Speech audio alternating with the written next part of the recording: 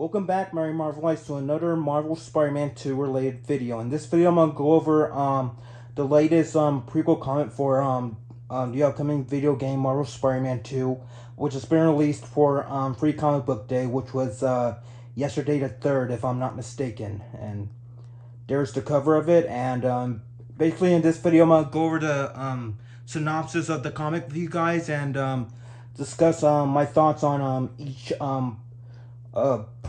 portion as we go along. And anyways, here we go. Sorry, I had to clear my throat first. All right, here we go.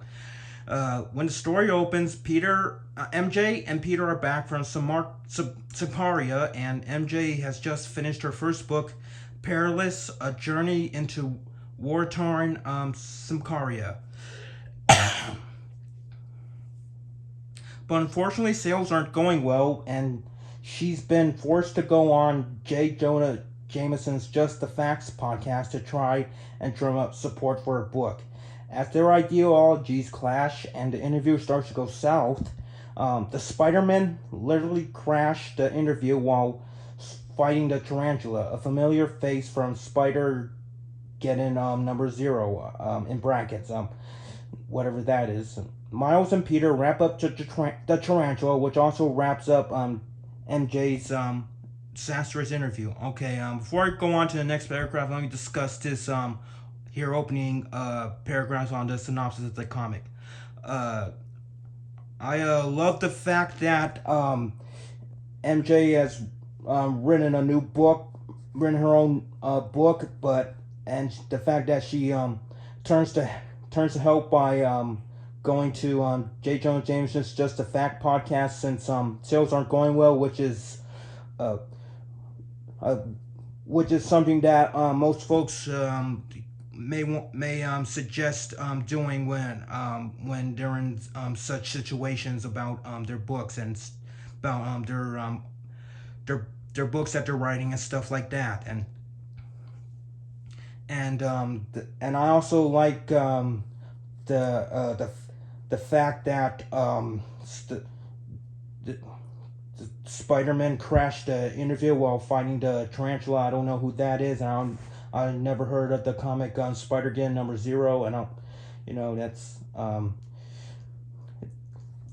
that I have to look into that, and they wrap up the tarantula, which wraps up, and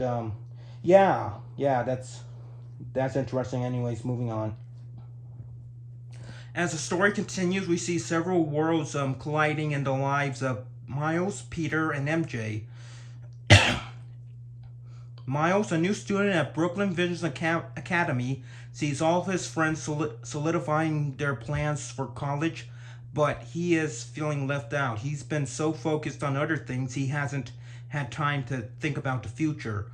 There are plenty of directions he could go, but trying to pick the right one is overwhelming and paralyzing. All right, this is also interesting. We all been through situations like this. Going to not sure what to do next in life, whether it's college or what have you, or the stuff like that. I like that relatability that they incorporate in this prequel comic. That's awesome. On to the next paragraph.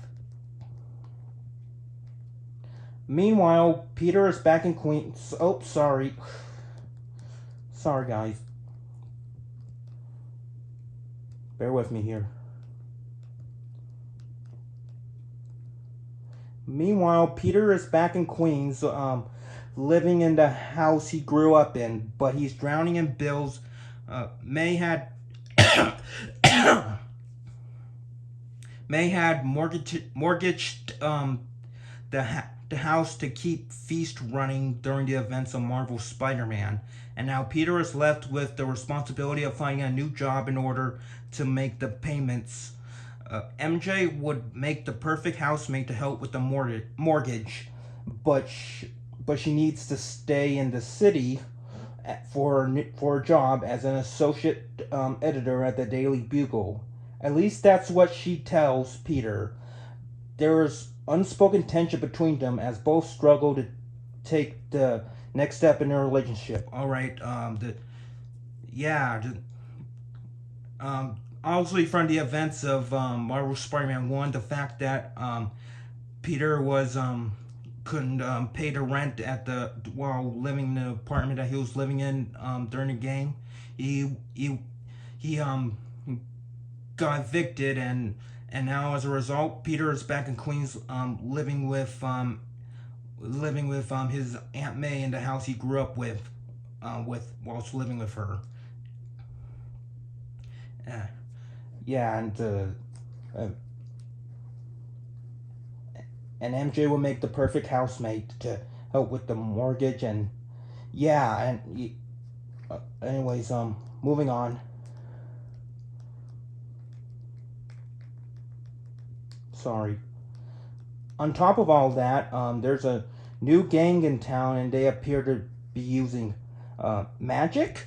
I love that uh, thing. Our heroes work together to track down and confront members of this gang, using their superpowers to uncover the gang's leader, the Hood. This new supervillain appears to have natural abilities that defy mere webs and fists, while Miles and Peter and MJ attempt to balance their responsibilities to the city to each other.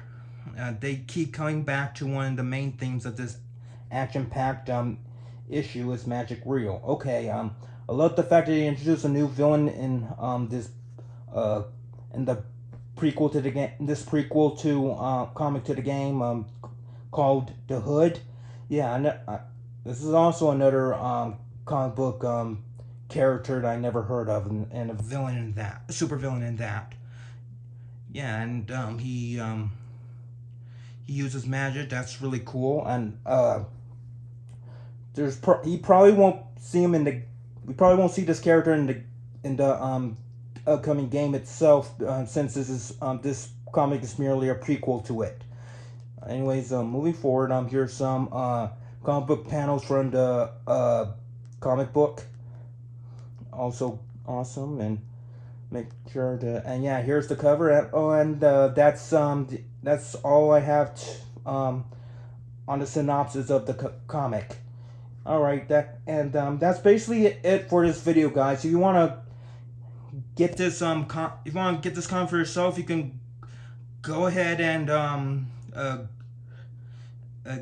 go to your local bookstore, or even find it on Amazon or anything like that, if it's available on there. And yeah, anyways, thank you guys so much for watching.